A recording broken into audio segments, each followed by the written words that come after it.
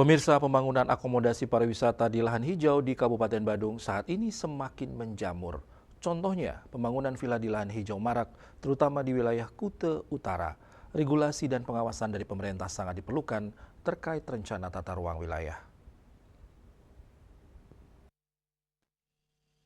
Di Badung sebagai daerah destinasi wisata utama di Bali, perkembangan pembangunan akomodasi seperti villa banyak dijumpai dibangun di lahan hijau terutama di sawah. Jika tidak ada regulasi pengawasan dan pengaturan ketat dari pemerintah, ke depan lahan persawahan akan habis.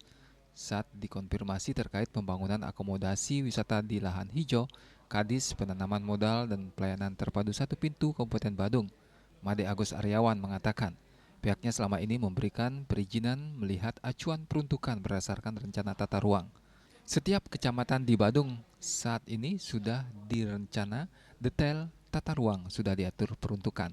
Jika sudah memenuhi persyaratan sesuai RDTR, maka perizinan akan keluar. Begitu juga sebaliknya, jika tidak memenuhi, maka perizinan tidak akan terbit.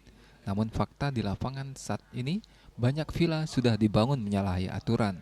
Pihaknya akan melakukan verifikasi cek legalitas sebelum memutuskan apakah villa ini legal atau ilegal. Oleh sebab itu, saya kembali kepada normanya bahwa salah satu persyaratan dasar perizinan berusaha itu adalah tata ruang. Yang kedua, persetujuan lingkungan. Yang ketiga, PBG SLF. Jadi setiap orang berusaha tentu harus memenuhi semuanya. Tidak cukup hanya memenuhi satu perizinan awal, yaitu NIB, tidak cukup. Jadi ada persyaratan dasar, ada izin-izin lainnya yang harus dipenuhi oleh pelaku usaha. Oleh sebab itu ketika persyaratan dasarnya tata ruang misalnya itu tidak sesuai, ya otomatis izinnya tidak akan keluar. Berarti kalau ada bangunan ilegal berarti Pak ya?